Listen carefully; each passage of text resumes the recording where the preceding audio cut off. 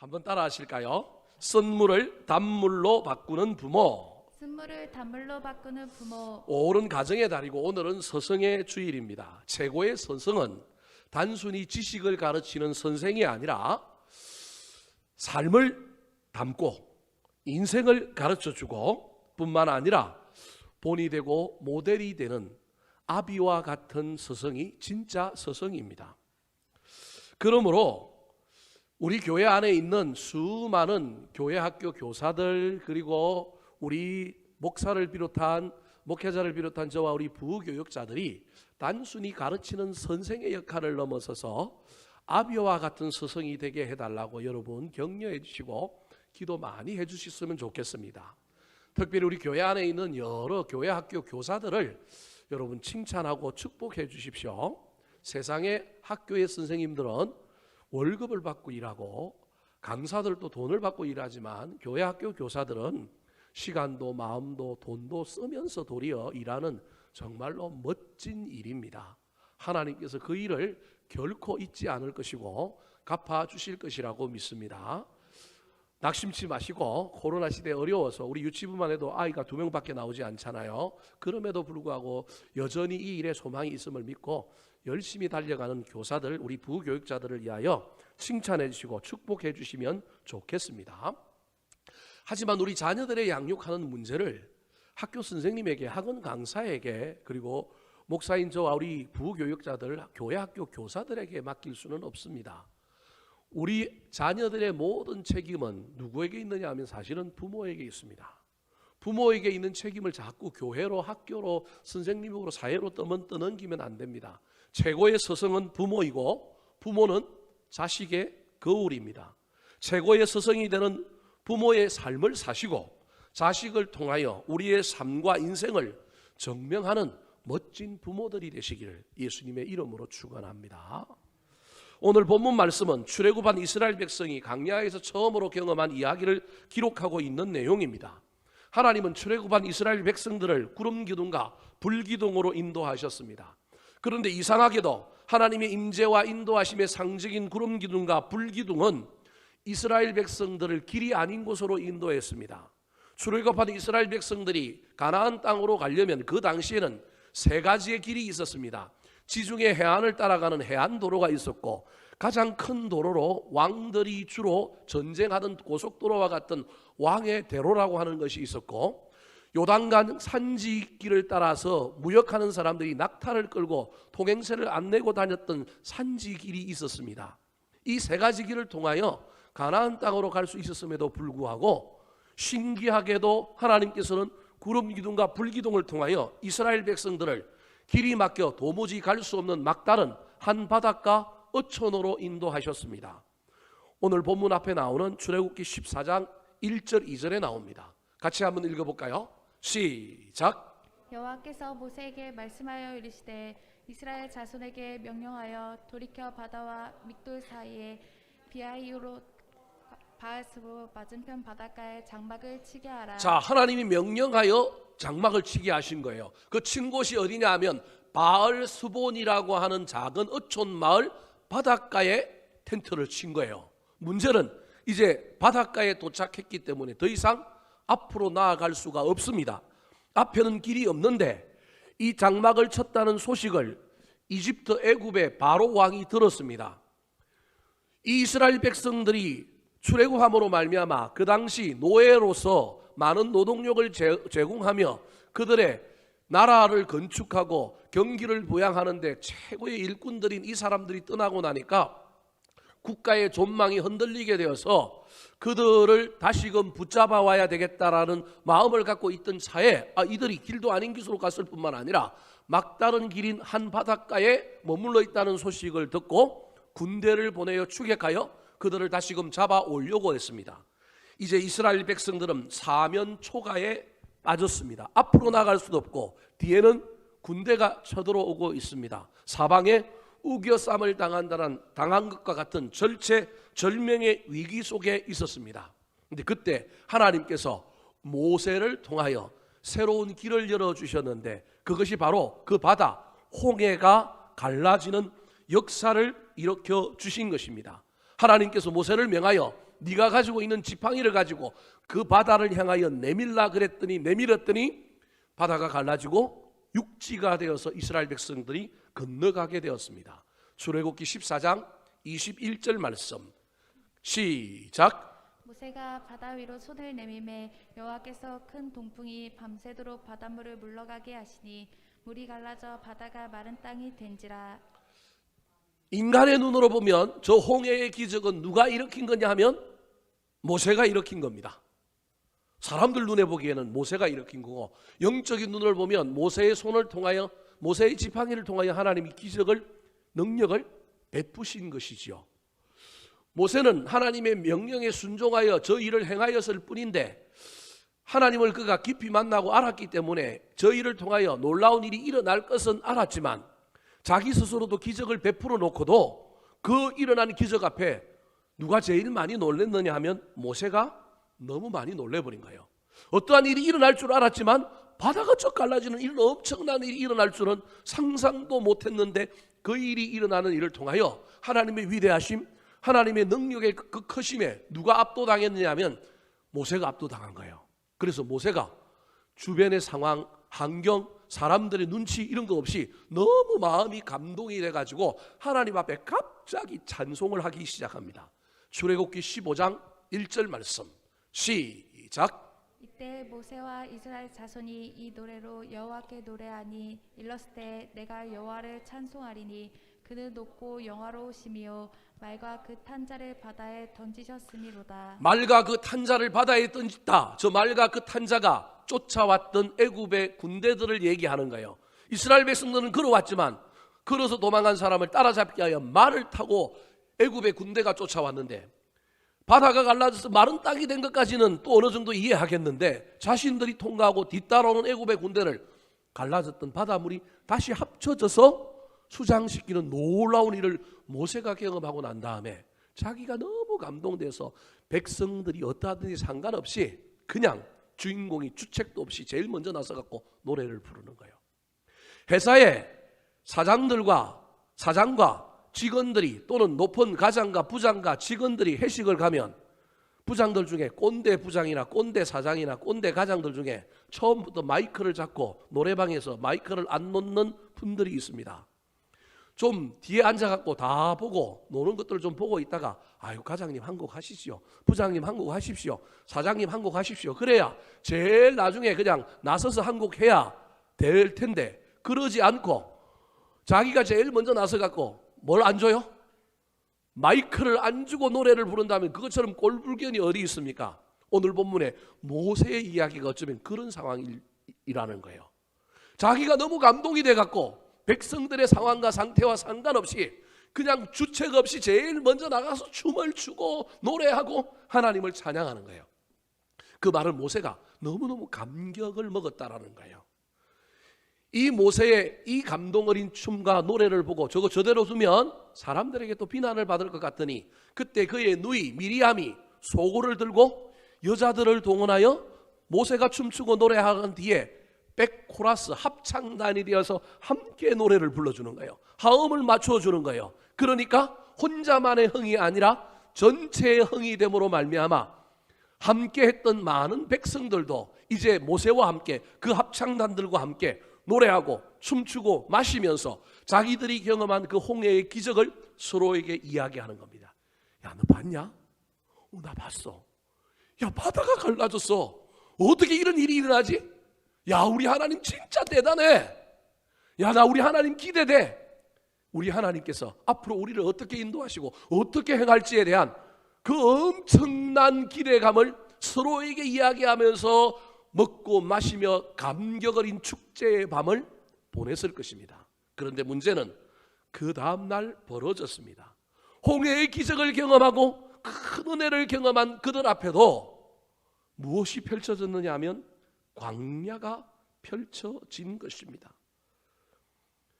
3일 동안 광야의 길을 가는데 여러분 뭐가 없어요? 물이 없는 거예요.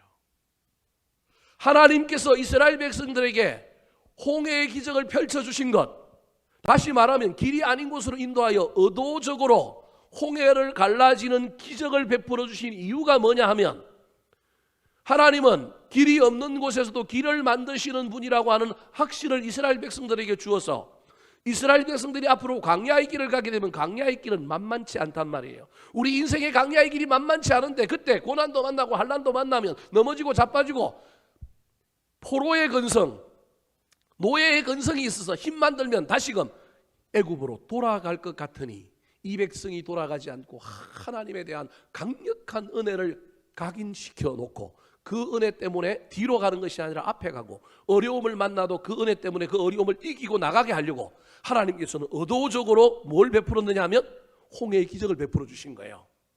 그것 때문인지는 모르겠지만 이 백성들이 사흘길 광야를 가는데 물이 없어도 이들이 꾹 참고 갑니다. 아마도 이 홍해의 은혜와 홍해의 기적 때문에 그들이 참았는지도 모릅니다. 근데 문제는 드디어 사흘 동안 참고 가다 보니 오아시스가 나타나고 종려나무가 하나 서 있는데 물이 있는 거예요. 그런데 그 물을 마셨더니 그 물이 어떤 물이에요? 썬물인 거예요. 여러분, 오늘날 우리 그리스도인들이 인생을 살다 보면 우리 인생 가운데 얼마나 많은 썬물이 나오는지 모릅니다. 저와 여러분이 예수를 믿고 구원받는 홍해의 기적을 체험한 사람이지만 예수 믿고 인생 살면 복을 받아야 되는데 홍해의 기적, 구원이라고 하는 기적을 체험한 우리에게도 광야의 사흘길이 있는 거예요. 광야의 사흘길만 있는 것이 아니라 은혜인 줄 알고 무슨 일을 받았는데 그 일이 선물인 경우가 있는 거예요.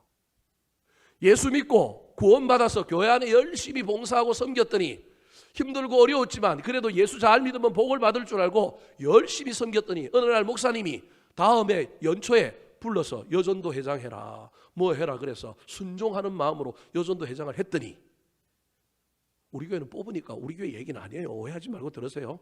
목사님이 지명해서 여전도 회장을 했더니 아니 여전도의 회원들 중에 들이받고 나한테 태클을 거는 인간이 있어요.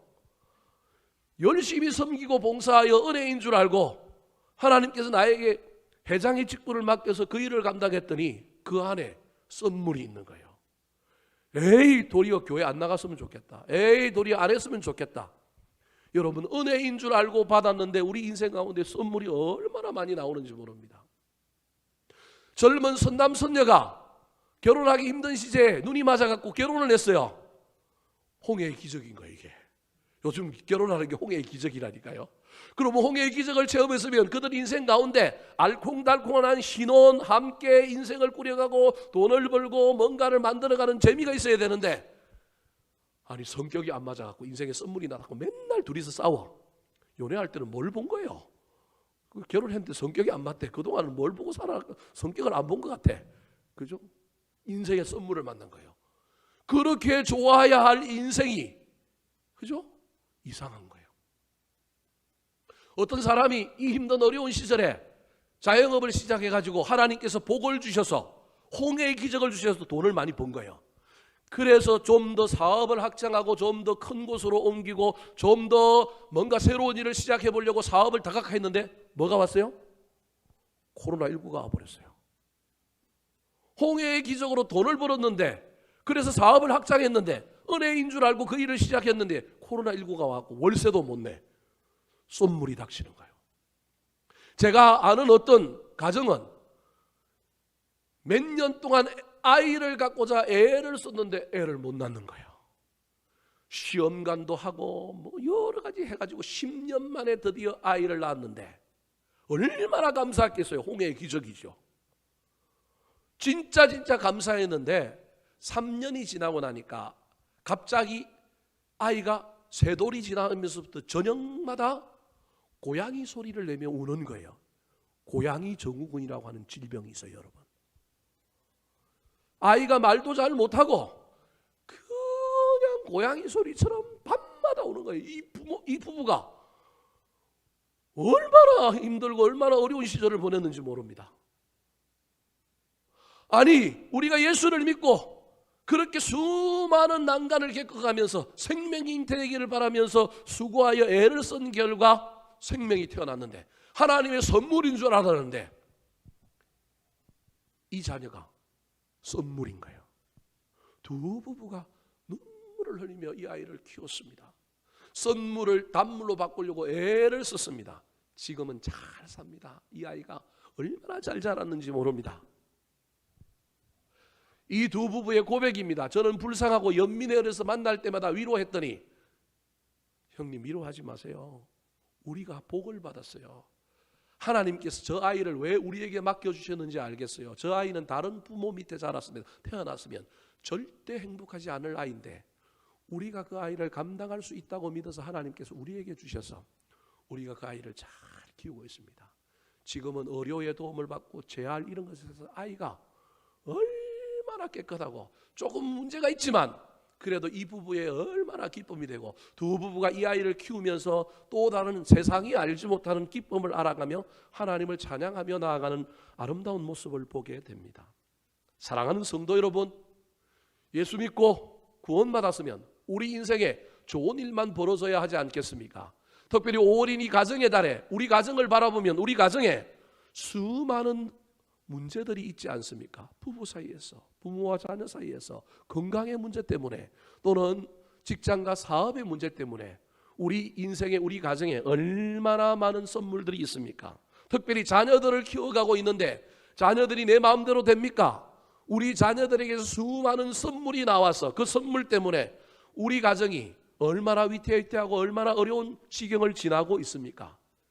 오늘 본문 말씀을 통하여 선물을 만난 이스라엘 백성들이 이 선물을 어떻게 단물로 바꿨는지를 살펴볼 때 은혜 받고, 가정의 최고의 서성된 부모인 저와 여러분이 우리 가정에서 솟아나는, 우리 인생에서 솟아나는 선물을 단물로 바꾸는 주인공들 되시기를 우리 구주 예수 그리스도의 이름으로 축원합니다.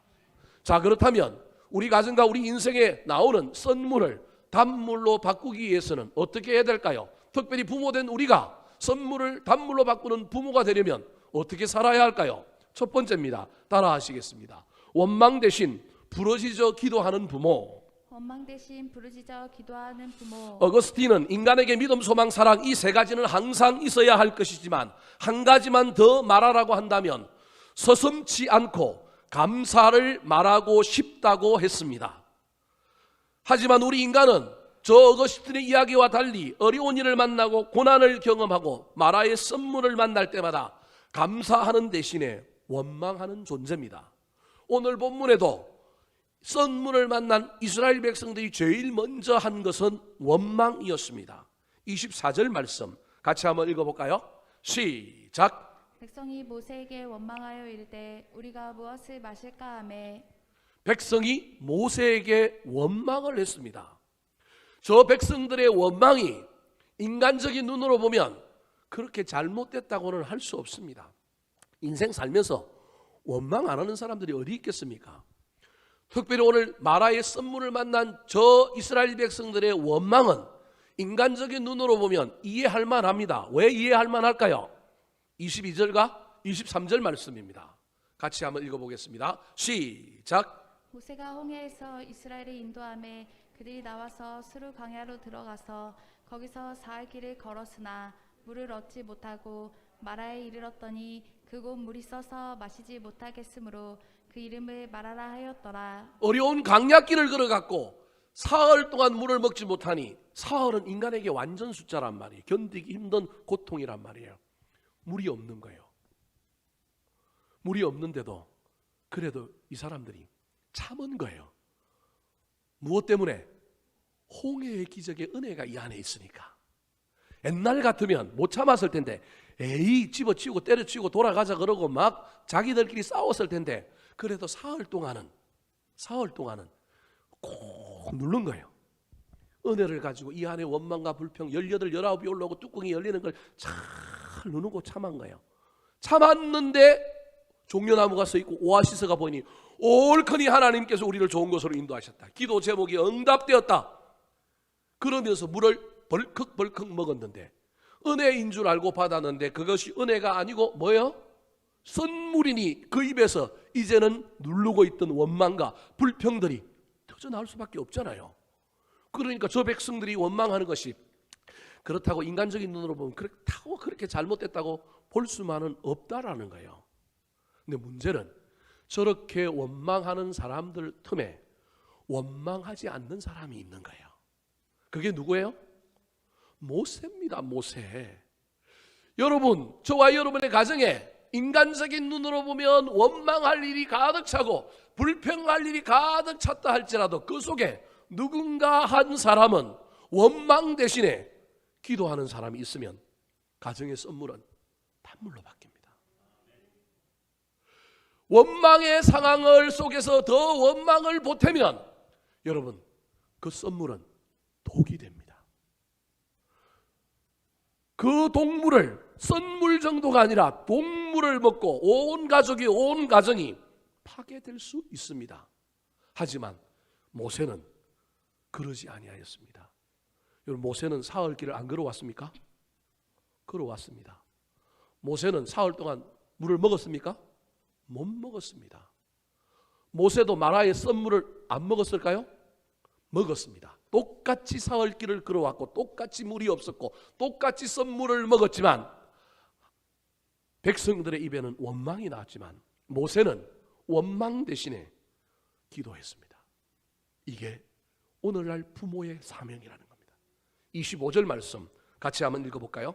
시작. 모세가 여호와께 부르짖었더니 여호와께서 그에게 한 나무를 가리키시니 그가 물에 던지니 물이 달게 되었더라. 거기서 여호와께서 그들을 위하여 법도와 율례를 정하시고 그들을 시험하실세. 여러분, 백성이 원망하는데 그 원망을 들으면 여러분이 모세의 자리에 있다 그러면 여러분의 마음은 어떨까요? 여러 가지가 있겠죠. 반박할 수도 있고요. 야, 내가 뭔 잘못이냐? 구름 기둥 불기둥 따라왔을 뿐인데 하나님 앞에 물어봐. 그럴 수 있잖아요. 근데 모세는 뭐 하고 있느냐 하면 기도하고 있는 거예요. 나중에 설명하겠지만 여러분, 사흘 길을 모세와 이스라엘 백성들이 똑같이 걸어왔지만 저와 여러분 인생길을 똑같이 걸어가는 것 같지만 내용이 다르다는 거예요. 모세는 물 없는 사흘 길을 걸어가면서 하나님 약속이 어디 있습니까? 하나님 뜻이 어디 있습니까? 하나님 인도하심이 어디 있습니까? 사실은 이러고 걸어왔기 때문에 입에 원망이 나온 게 아니라 썬물을 마셔도 뭐가 나오는 거예요? 기도가 나오는 거예요. 사흘 동안 걸어올 이스라엘 백성들은 참기는 했지만 기도는 하지 않은 거예요. 참기는 했지만 예전에 받은 은혜를 끄집어내어서 그 은혜로 오늘을 살며 누르기는 했지만 그날의 하나님의 인도하심, 그날의 하나님의 약속의 말씀을 붙들지 못했기 때문에 그들의 상황이 벽돌 위에 벽돌 하나가 딱 놓여질 때 터져버리고 만 겁니다. 우리 인생은 한 단계만 넘어가야 되는 인생이 아니라 이 고난 넘어가면 또 저 고난이 있을 수 있고 더 심한 것이 있을 수 있기 때문에 우리는 1단계를 통과하는 인생으로 살면 안 됩니다. 그래서 하나님께서 이스라엘 백성들이 사실은 이 훈련을 하고 있는데 이 훈련에 이스라엘 백성들이 다 넘어졌지만 누구는 통과하고 있느냐 하면 모세는 통과하고 있는 겁니다. 여러분, 우리의 자녀들은, 우리 남편은 이 단계를 통과하지 못해서 원망을 쏟아낸다 할지라도 인생의 선물 앞에 우리의 자녀들은 인생의 선물 앞에 부모를 향하여 원망을 쏟아낸다고 해도 여러분, 진짜 부모라고 한다면 그 원망을 맞받아치고 그 원망 앞에 나도 원망을 쏟아내고 네가 나한테 한 게 뭐 있냐? 그러지 않고 우리는 기도하는 부모였으면 좋겠습니다. 한국의 많은 부모들이 자녀들을 위하여 돈도 벌고 교육도 시키고 그들을 후원하고 수많은 일을 합니다. 근데 진짜 해야 될 걸 안 합니다. 뭘 안 한다고요? 기도를 안 하는 거예요. 최고로 많이 해야 될 게 기도인데 돈은 못 벌고 학원을 못 보내고 후원을 못 하고 시집 장가 가는데 집 한 칸 온전히 못 마련해줘도 여러분, 기도를 해야 되는데 기도는 안 하는 거예요. 사랑하는 성도 여러분, 그래서 야고보 사도가 야고보서 5장 13절에 이렇게 얘기합니다. 같이 한번 읽어볼까요? 시작. 너희 중에 고난 당하는 자가 있느냐? 그는 기도할 것이요. 예, 거기까지요. 너희 중에 고난 당하는 자가 있느냐? 원망할 것이요. 책임을 전가할 것이요. 남 탓할 것이요. 불평할 것이요. 그러지 않고 뭐 하라고요? 기도할 것이요. 우리의 자녀들이 우리를 향하여 원망하고 있습니까? 배우자가 상대방을 향하여 원망하고 있습니까? 여러분, 그때 우리는 그 원망 앞에 기도하시기 바랍니다. 여러분 가정에, 직장과 사업장에, 질병 가운데, 자녀들의 문제 가운데 선물이 있는 것을 보십니까? 나도 그 선물을 마셔서 힘들지만 그럼에도 불구하고 기도함으로 말미암아 원망의 독을 타는 자가 아니라 선물을 단물로 바꾸는 하나님의 응답을 경험하는 저와 여러분 되기를 예수님의 이름으로 축원합니다. 두 번째, 우리 가정에 있는 선물을 단물로 바꾸기 위해서는 우리가 어떤 부모가 되어야 할까요? 따라하시겠습니다. 물에 던져지고 십자가를 지는 부모. 물에 던져지고 십자가를 지는 부모. 사복음서에 나오는 예수님의 십자가 고난 순환의 사건을 보면 한 가지 재미있는 사실이 있습니다. 골고다 언덕에 세워진 십자가 주변에 누가 있느냐 하면 온통 마리아들 뿐입니다. 요한복음 19장 25절에 예수의 십자가 곁에는 그의 어머니와, 어머니 이름이 마리아죠, 이모와 글로바의 아내 마리아와 막달라 마리아가 섰더라. 골고다 언덕에 십자가 있고 그 주변에 누가 있느냐? 마리아가 있는 거예요. 마태복음 27장 55절과 56절에도 예수를 섬기며 갈릴리에서부터 따라온 많은 여자가 거기 있어 멀리서 바라보고 있으니 그 중에 막달라 마리아와 또 야고보와 요셉의 어머니 마리아와 또 세베대의 아들들의 어머니도 있더라. 제자들은 다 도망가고 십자가를 에워싸고 십자가 주변에 누가 있었느냐 하면 마리아가 있었다는 거예요. 이게 오늘 본문의 사건하고 무슨 의미가 있을까요? 우리는 마리아는 예수님의 어머니니 그 이름의 뜻이 고상하고 멋질 거라고 생각합니다. 근데 마리아라고 하는 이름이 어디에서 파생되느냐 하면 오늘 본문의 장소인 마라라고 하는 곳에서 파생된 이름이 마리아입니다. 마라에서 마리아가 나왔다는 거예요. 마리아의 구약 이름이 뭐냐 하면 미리암이에요. 신약의 이름이 마리아고요. 영어로 하면 마리아가 뭐냐 하면 메리예요. 옛날에 우리 시골에 개 키우면 수컷 개는 뭐라고 불렀어요? 쫑이라고 불렀어요. 쫑. 쫑이 뭐냐면 존, 요한인 거예요. 요한. 미국 사람들이 요한이라고 부르는 이름을 우리 한국 사람들은 그냥 쫑쫑 하고 부르는 거예요. 그게 존이에요. 존. 요한이란 말이에요. 암컷은 뭐라고 불렀어요? 메리 그러고 불렀다니까. 여러분 동네에는 개가 없어서 잘 모르는 모양인데 우리 동네는 그렇게 불렀어요. 쫑 메리라고 불렀어요. 그러니까 메리는 여자 이름의 대명사인 거예요. 네, 여러분 원래 마리아라고 하는 이름의 뜻이 뭐냐 하면요, 이런 뜻이에요. 반역, 불순종, 반항하는, 완고한, 이런 뜻이 마리아예요. 마리아의 이름은 어디서 왔느냐? 마라에서 왔어요. 마라의 이름 뜻이 뭐냐면 선물이에요. 선물을 먹는 사람은 어떤 존재가 되느냐 하면 반항하는 사람, 완고한 사람, 불순종하는 사람, 반역하는 마음을 가진 사람이 되는 거예요. 근데 이 사람 마리아에게 예수 그리스도가 성령으로 잉태하니 선물을 얻어서 완고하고 고집세고 불순종하는 마리아가 나중에는 순종하는 여인으로 변하는 거예요. 주의 계집종이 순종하겠나이다. 은혜를 입었나이다. 은혜 입은 여인이 되는 거예요. 막달라 마리아 창녀였는데 그 가운데 예수 그리스도의 십자가가 놓여지니 그는 은혜 받은 멋진 인생으로 변한 거예요. 선물의 인생이 뭘로 변했느냐 하면 단물로 변한 거예요. 제가 지금 무슨 얘기를 하려고 하느냐 하면 선물이 단물이 변하려고 하면 반드시 예수 그리스도의 십자가가 필요하다는 거예요. 오늘 본문에 그 이야기가 나온다는 거예요. 몇 절에 나올까요? 모세가 원망하는 백성들 앞에서 부르짖어 기도했더니 하나님이 선물을 단물로 바꾸어 주시는 기도의 응답을 주셨어요. 25절 말씀 같이 한번 읽어보겠습니다. 시작. 모세가 여호와께 부르짖었더니 여호와께서 그에게 한 나무를 가리키시니 그가 물에 던지니 물이 달게 되었더라. 거기서 여호와께서 그들을 위하여 법도와 율례를 정하시고 그들을 시험하실세. 모세가 받은 응답은 나무 하나를 하나님께서 지정해 주시면서 그 나무 가지를 던져서 그 물에 던지라는 거예요. 그랬더니 곧 물이 선물에서 단물로 변하는 놀라운 역사가 일어나는 겁니다.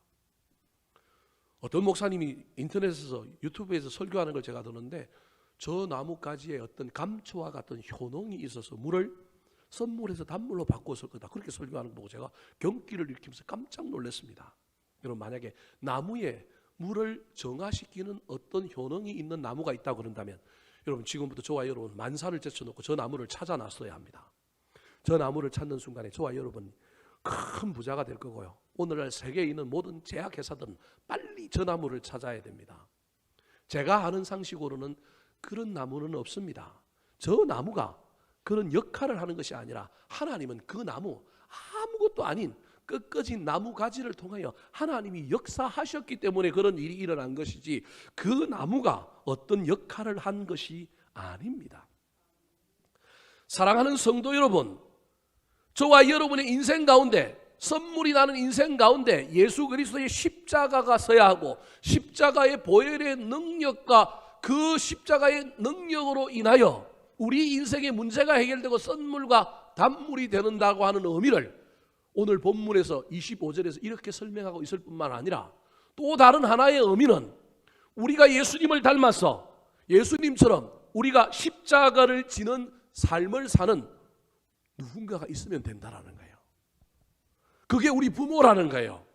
저 나무가 꺾어질 때 아프고 던져질 때 버림받는 힘듦이 있는 저 이야기를 통하여 우리 부모가 나무가지가 되면, 나는 아무 능력이 없지만 나무가지의 역사에서 선물로 단물로 받고 계시는 하나님의 능력이 나를 통하여 우리 가정에 우리 자녀들의 선물을 뭘로 바꿔주실 거냐면 단물로 바꾸어 주실 것이다 라고 하는 이야기가 저 안에 들어있는 거예요. 사실은 저 나무가지가 누구냐면 모세예요. 모세가 저 역할을 하고 있는 거고, 앞으로도 모세 네가 백성들에게 원망받을 거고 네가 백성들에게 돌로 처음 맞을 뻔한 위기도 넘기고 그럴 건데, 너 끝까지 꺾어진 나무처럼 희생하고 헌신하고 너 저런 인생을 살아라. 저 인생이 나중에 예수 그리스도고 저 인생이 오늘날은 저와 여러분의 삶이라는 거예요. 가정에 있는 선물과 단물을 바꾸려면 저와 여러분이 이 일들을 해야 합니다. 원망하거나 불평하거나 책임을 탓하고 전가하는 것이 아니라 다시 사랑과 헌신의 십자가, 용서와 희생의 십자가를 져야 합니다. 아무도 십자가를 지지 않으면 우리 가정의 마라의 선물, 우리 자녀들의 마라의 선물은 결코 변화가 일어나지 않습니다. 누군가 꺾어지고 던져질 때, 누군가 십자가를 질 때 그 선물이 단물로 변하는 놀라운 역사가 일어나게 될 것입니다. 그러므로 절망과 낙심의 선물이 가득한 가정에 아버지가 희망의 나무가지를 던져야 합니다. 냉소와 원망 그리고 미움이 가득한 가정에 어머니가 따뜻한 위로의 말 한마디에 나무가지를 던져야 합니다. 한계 상황에 부딪힌 아버지의 축 처진 어깨와 굽은 등을 보고 자녀들이 아빠 힘내세요, 사랑합니다, 존경합니다 라고 하는 작은 말의 나무가지를 던지면 그 가정은 선물 없어지고 단물로 바뀔 겁니다. 사랑하는 성도 여러분, 지금껏 수많은 부모들이 십자가를 지고 수많은 꺾임과 던져짐을 당하는 나무로서의 삶을 여지껏 살아왔습니다. 그런데도 불구하고 여전히 자녀들은 원망하고 여전히 배우자가 알아주지 않고 여전히 변화가 없는 상황 속에 선물이 단물로 바뀌지 않고 정체되어 있는 이 상황 속에 낙심하거나 포기하고 싶은 부모들이 있습니까? 십자가 위에서 예수님께서 하셨던 가상실현 7마디를 잘 기억하셔서 우리 주님께서 신음처럼 그 말들을 내뱉으셨지만 그 와중에도 끝까지 십자가를 지셨던 그 삶을 저와 여러분이 배웠으면 좋겠습니다. 예수님처럼 자식들이 마음도 몰라주고 원망하고 불평하고 대들고 곁길로 갈 때 아버지여 저들이 하는 것을 알지 못하나이다, 저들의 죄를 용서하여 주옵소서, 우리 주님이 외쳤던 것처럼 우리도 그렇게 외치며 끝까지 십자가를 지시고 가정의 선물에 던져지는 나무가지가 됩시다. 그 십자가 지고 그 나무가지가 되는 삶이 너무 힘들어서 우리 주님께서 목마름의 고통 속에서 십자가에서 내가 목마르다 외쳤지만 우리도 힘들어서 힘들다, 포기하고 싶다, 그만하고 싶다, 알아주지도 않는 것, 표도나지 않는 것, 그럴지라도, 그래서 힘들다고 목마르다고 외칠지라도 내려오지 않고 끝까지 그 십자가를 지었으면 좋겠습니다. 그래서 우리 예수님처럼 우리도 훗날 다 이루었다, 그 말씀하셨던 그 말씀을 우리 인생 가운데 할 수 있는 선물을 단물로 바꾸는 정수업자, 생수업자와 같은 부모들이 되시기를 우리 구주 예수 그리스도의 이름으로 축원합니다. 마지막으로 우리 가정에 우리 자녀들에게 선물을 단물로 바꾸는 부모는 어떤 부모일까요? 따라 하시겠습니다. 순종과 말씀의 본으로 인도하는 부모. 순종과 말씀의 본으로 인도하는 부모. 자, 원망 대신 기도하던 모세에게 하나님께서 응답을 주셔서 나뭇가지를 통하여 선물을 단물로 바꿨습니다. 그러면 사건이 다 끝났어요. 근데 사건이 다 끝났는데 사건 뒤에 우리 주님께서 그 사건의 의미, 이 사건을 통하여 우리 주님께서 하시고 싶었던 본질의 말씀을 이야기해 주셨습니다. 그게 몇 절에 나오느냐 하면 26절입니다. 그러므로 이 마라의 선물의 사건의 핵심은 뭐냐 하면 이 사건을 통하여 궁극적으로 우리 주님께서 하고 싶었던 내용이 뭐냐 하면 26절에 나온다는 거예요. 자, 26절이 뭘까요? 같이 한번 읽어보겠습니다. 시작. 이르시되 너희가 너희 하나님 나 여호와의 말을 들어 순종하고 내가 보기에 의를 행하며 내 계명에 귀를 기울이며 내 모든 규례를 지키면 내가 애굽 사람에게 내린 모든 질병 중 하나도 너희에게 내리지 아니하리니 나는 너희를 치료하는 여호와임이라. 여러분, 저 26절에 하나님의 별명 여호와 라파, 치료의 하나님이라고 하는 별명이 나오는데요, 저게 마라의 사건과 무슨 상관이 있는지는 관계성을 잘 이해하지 못하고 그냥 저 26절만 우리가 이해하는 경향이 많습니다. 저 26절은 마라의 사건의 본질이요 핵심이요, 마라의 사건을 통하여 하나님께서 이스라엘 백성들에게 궁극적으로 앞으로 남은 삶에 요구하시는 내용이 저 안에 들어있는 거예요.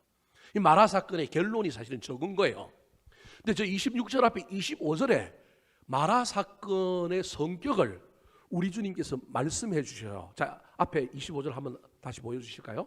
이 둘째에 있는 25절입니다. 저 25절 끝에 보니까 뭐라고 얘기하고 있냐 하면 그들을 뭐 하실세? 시험하실세. 다시 26절을 넘겨주세요. 무슨 말이냐면 홍해의 기적도 하나님의 의도예요. 마라도 하나님의 의도라는 거예요. 우연히 일어난 일을 하나님이 어떻게 해결해 주신 것이 아니라 하나님이 처음부터 작정을 하고 하나님이 파놓으신 판이라는 거예요. 홍해라고 하는 사건을 통하여 하나님께서 이스라엘 백성들이 광야의 길을 갈 때 은혜를 가지고 참고 인내하게 만들려고, 그래서 소기의 목적을 이루었어요. 사흘 광야길을 가는데 이 백성들이 참잖아요.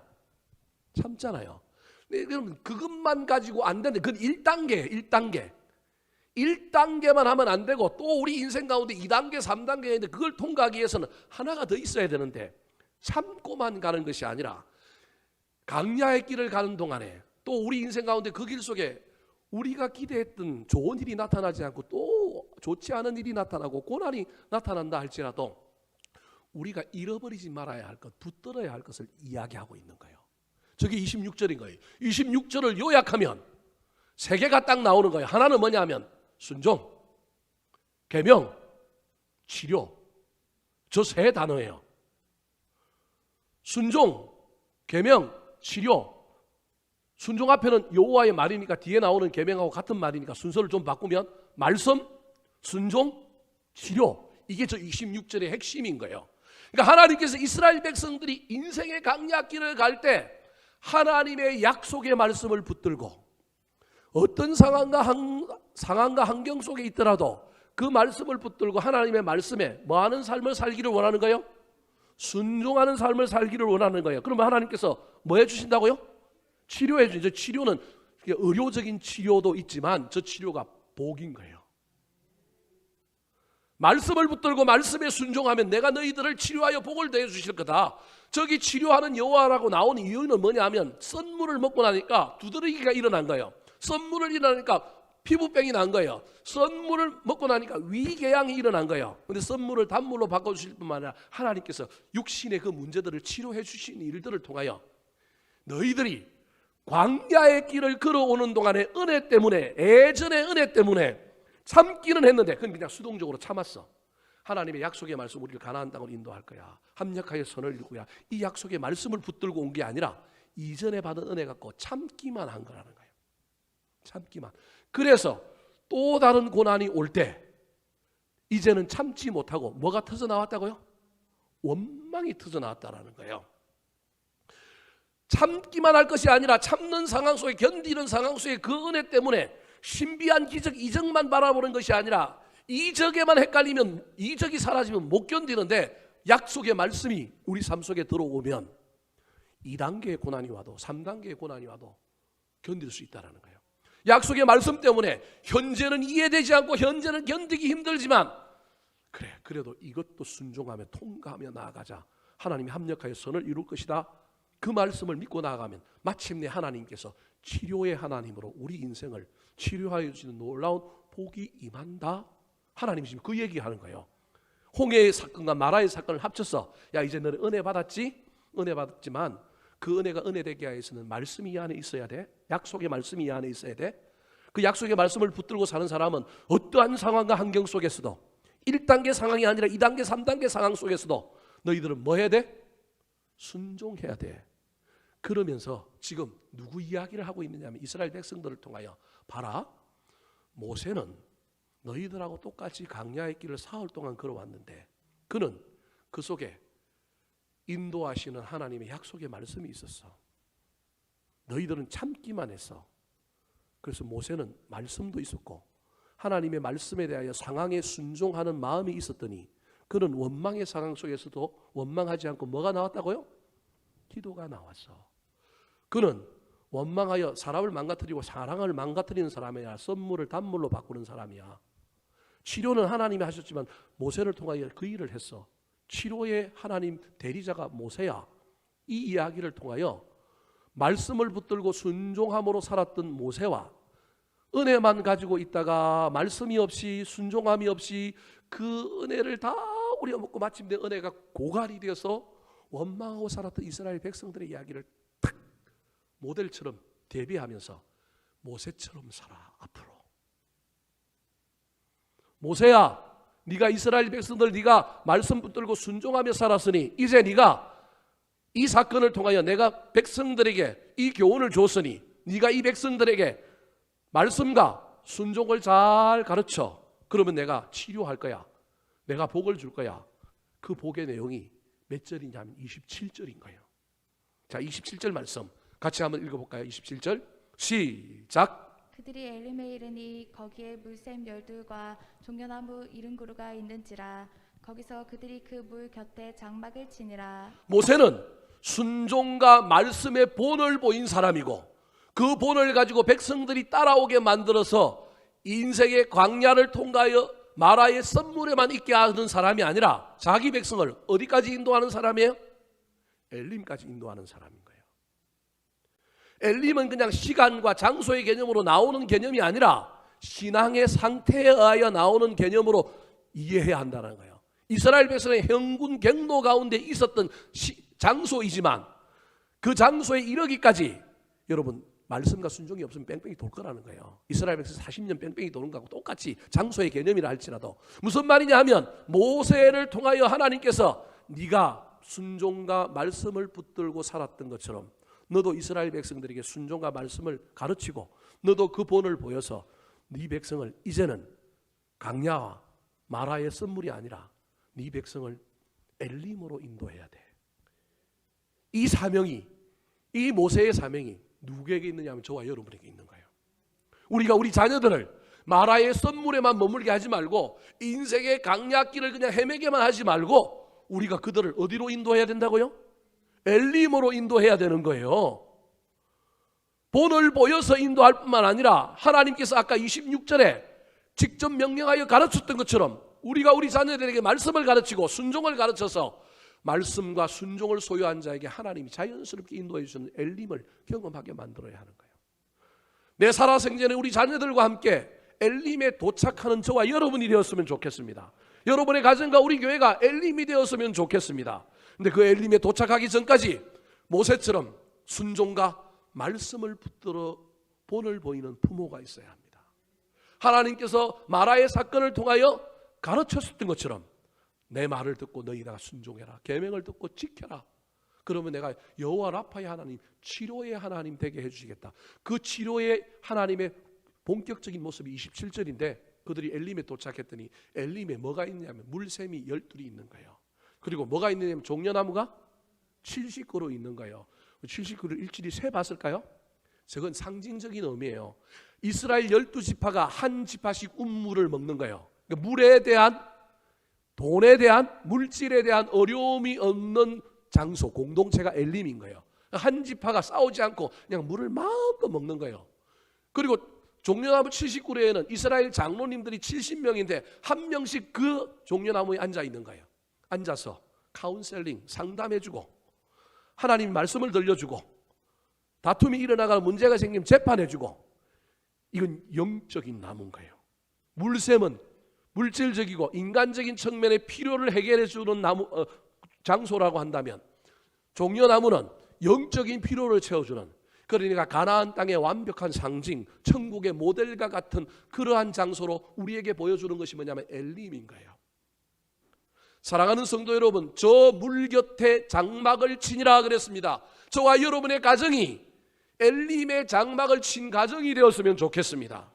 저 엘림은 자연스럽게 시간이 지나면 도착하는 장소가 아니라 26절에 나오는 것처럼 하나님의 약속을 붙든 사람, 그 약속의 말씀을 붙고 어떤 고난과 환난 속에서도 전진하는 사람, 어떤 상황 속에서도 이 약속의 말씀을 붙고 상황 가운데 있는 하나님의 뜻을 분별하고 저와 여러분이 순종하면 우리 인생이 엘림에 도착한다는 겁니다. 홍해의 기적으로는 참을 수는 있지만 하나님의 임재는, 하나님의 함께 하심은 말씀이 있어야 한다는 거예요. 그 약속의 말씀과 그 순종으로 우리의 자녀들과 우리의 가정을, 우리 교회를 엘림으로 인도하는 아름다운 역사가 일어났으면 좋겠습니다. 지금 여러분은 어디에 서 있습니까? 혹시 여러분의 자리가 광야입니까? 지금 여러분은 어디에 있습니까? 마라에서 지금 썸물을 먹고 원망하고 있습니까? 지나왔으면 좋겠습니다. 통과했으면 좋겠습니다. 엘림에 도착했으면 좋겠습니다. 하나님 나를 사랑하시고 합력하여 선을 이룰 것이고 나를 인도해 주실 그 놀라운 약속의 말씀을 다시 붙드시고 어떤 상황 가운데서도 하나님의 음성을 잘 분별하여 이를 악물고 순종함으로 하나님께서 우리를 엘림으로 인도해 주시는 놀라운 역사를 경험할 뿐만 아니라 부모된 저와 여러분이 우리의 자녀들을 엘림으로 인도하는 그 사명을 잘 감당하게 되기를 우리 구주 예수 그리스도의 이름으로 축원합니다. 한번 따라 하실까요? 썬물을 단물로 바꾸는 부모, 쓴물을 단물로 바꾸는 부모, 원망 대신 부러지져 기도하는 부모, 원망 대신 부르짖어 기도하는 부모, 물에 던져지고 십자가를 지는 부모, 물에 던져지고 십자가를 지는 부모, 순종과 말씀의 본으로 인도하는 부모, 순종과 말씀의 본으로 인도하는 부모.